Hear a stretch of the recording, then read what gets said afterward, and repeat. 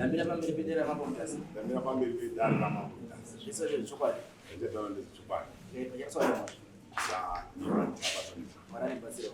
Mari avabatsiro.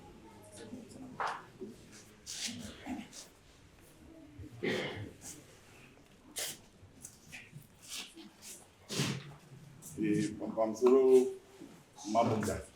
Ndare rezi. Ndauyo ndane nguva ndiri kutambudzika yadhi yataibanga ine shopu yedu panguva yehondo kusvikana nhasi pangori pedu but ndakuona pakurimwa asi pandakasvikapo inini pakashayika mai wangu inini ndipandakazoenda kuona hapa kusimwa mabhanana pasimwa mabhanana ndiani ndabva ndaenda kobvunza munhu anga akazi ngafani kumborima ndimai rakabopa akati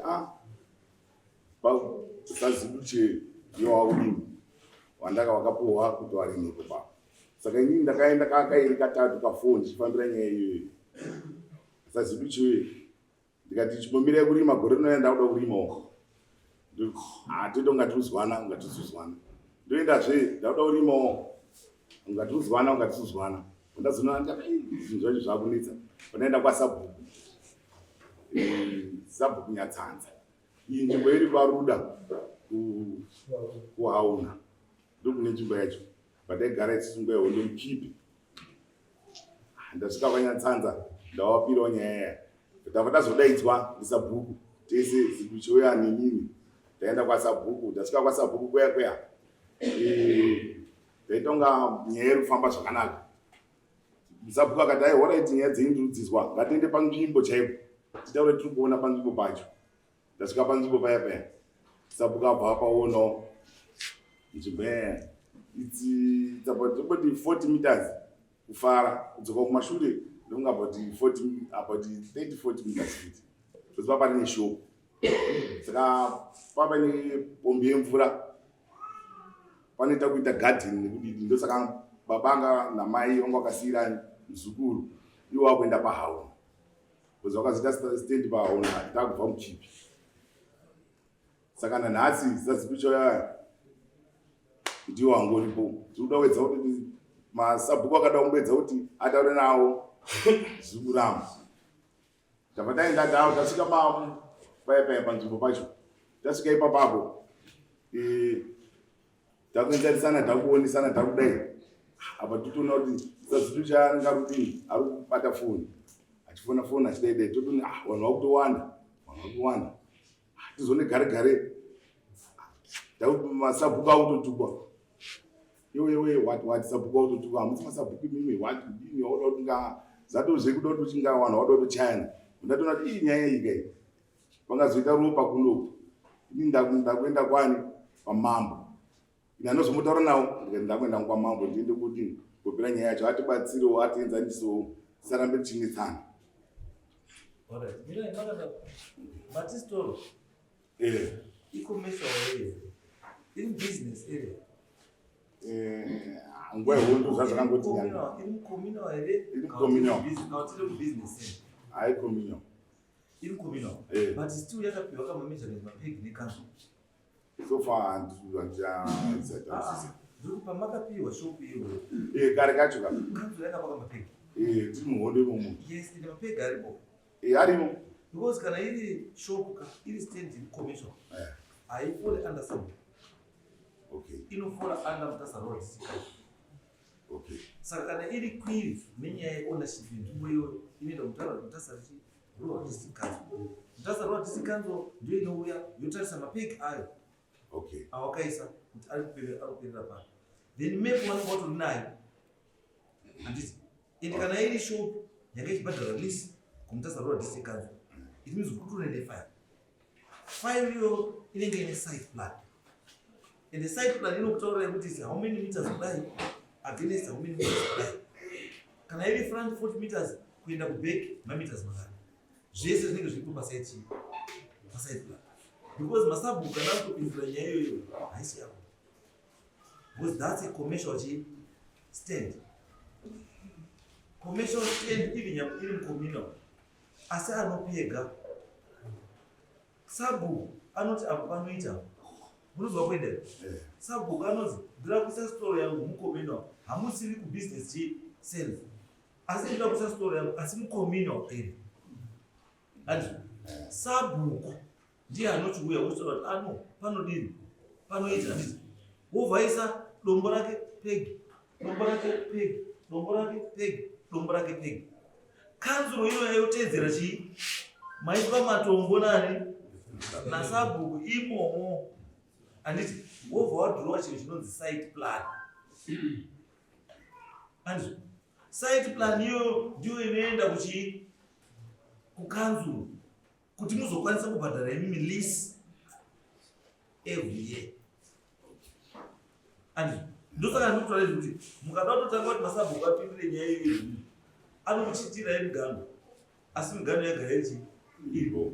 And one thing chimwe chamunofanira kuziva ndechekuti mukatarisa measurements emashopu 1980 82 83 kudzoka up to late 90s anditi mashopu ese mukaenda kana mumanikabridge mukaenda kwaMuchunguru unoti shop 1 munaikwanisa kuisa 50 meters kufront by 40 meters kuback ndo angari measurements angaripo because land yacho yanga ichiripo.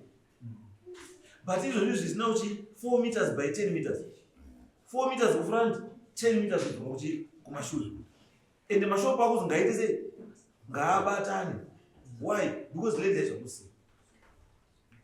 And so stand iyoyo kana iripo asi yakuda kuti iverifyiwe kuoneka kuti size yayo chaiyo yamuri kutaura imini nezvakanyorwa zviri file kumutasa road district council ndizvo here. Because pamwe pacho munokwanisa kunga muri kuti mimi uku ndekwangu but mazoenda manje kusite plan council munoti handikweni kupo musite plan uyu wacho uyu manje ari kuya kokurema kuisa mabanana atizi pane munhu akamunza akaunzwa ndiani akarai pasi munhu wemabanana kuka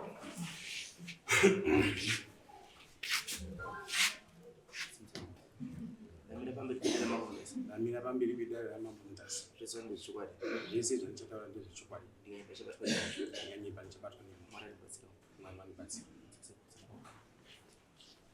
hatichati yacho idini ine pesi taunozwa kuti iwo kuti uya uise mabanana wakapinda nani pamusoro imambo mundasi. Yes. Ini inoitwa Justin Ziduchi. Yes. Kuti ndiuye panzvimbo apa ndakapiwa nasekuru. Wakapiwa nasekuru? Sekuru rakabopa. Sekuru rakabopa. Sekuru rakabopa achiti panzvimbo pani? Iwo waiti ndepapo. Iwo waiti ndepapo? Asi pagara paine shopu? Panga pasina chinhu pawakanyika.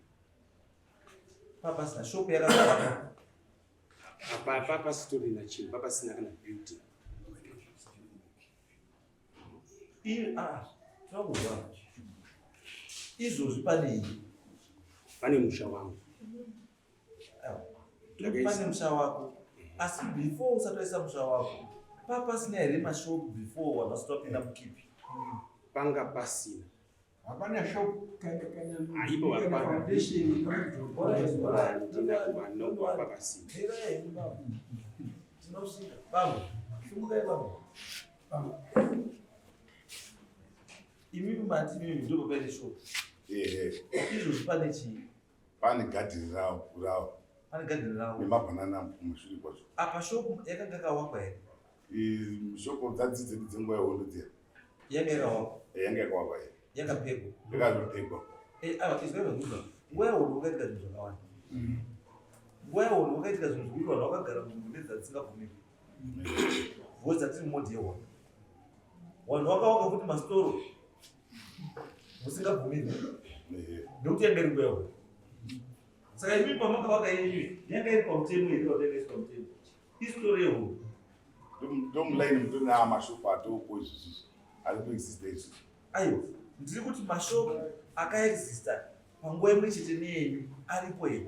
Pane pamana Sambita, pana Mbona, pane itoripo izvi. Next door yedu. Which means kuti kana shopu iwe iripo handisi pamepo. It means kuti iri pamepo. Ndosaka ndati imimi makufanira kudzoka kupi? Endai kukanzuro nawo, kanzuro iburitse chii? Mepu yeshopping center iyoyo. Yochitaura kuti mbona ndatangira apa chiguma apa. Uyu ndiani ndiani? Ndamutongora. nyambo rantangira pachiperera apo uyatangira pachiperera apo woshanda ndikuitaka ndanda kusvika kuti yakwasonga zvongoti vanhu kweya hudu kuzomapinzwa mukipika ungozi pachandiwa mabhanzi neshuka nechimukati uno pana nemari yake iri unokwanisa kuwakaka chakshupa unotoka kachakshupa pake hondo yapera hautokurema kuti ndikuti ndakawakaka chakshupa kako anditi kipi yakatopanywa asi shopu yozosara iri ayo kipi yapanywa neshopu nezviri mukati zvatopanywa haisari shopu irimo kana kipi yapanywa because kipi yanga isiri pamutemo. It was a colonial move. You could continue to movement in Magolidas. Could was a shiki to conduct the one. Could was a beginning, was a PA assistant, was a say. Those of us guarantee to keep where you are monitor. And so can I keep your hands where I have this one? A person I keep. It means to chase the church moon keep chat of vow. Which I check out the keep was temporary. It was not permanent. So I know can I put in my shop panatorical? So it means the president say 1985. But Anna show. I don't got 1980 got to show very big. It's 1985. What's the Jama good if I only have beta? Waka. Permanent should be against teenage. That's a number of possession. But they so it's a council. Immediately they'll cancel.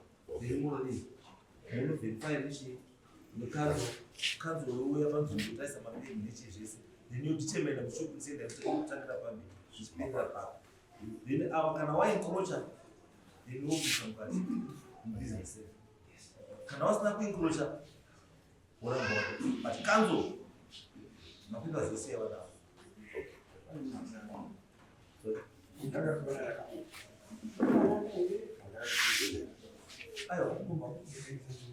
No. Rakapopo. Imi pamayenge michitengesa. Rakapopo akagaenda oshobera. Angasina. Kutono musha wake mukati. Saka sei akazouya rakapopo pa uno. Asaidi. Uzakaenda kutika kwazisara uchengeta pataka 1985 86 koko. Shubu yapera. Tapanya zvozvezvo. Mai bhati sisara uchidini maina mudhara imako paite gadhini zvipane hospital kumba kwako kakuna chiriko chengeta nzvimbo yangu tichazouya ari pira kambo wakashayika asi mukororo wacho unozivii mukororo wacho nenyaya wati kure pane zvanoziva ngashayika handi wakawakupa uri futi uri pana uri ngasi muti ndiye unokura zvokuzivawo une makore mangani? Une makore mangani? 58. Sorry? 58. Saka wakura asi mukipi wanopinda Ndakapinda. asi wanga uri kadoko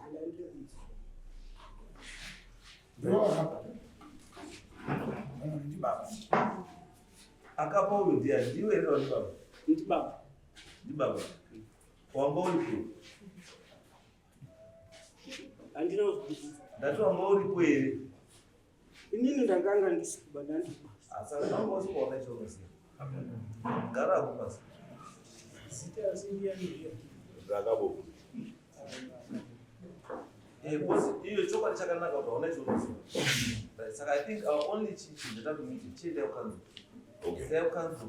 Muska monitor verify more information in the then kana council later says you have to find information you have to track.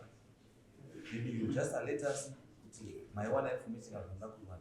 Kana council yet you pass pegged and then isusu takuti determine kuti ndibani. Saka munhu iye aningazondirwidziwepo ndiye anenge ane right yekuzopa munhu. Saka endai kufunde council. Ndabasa.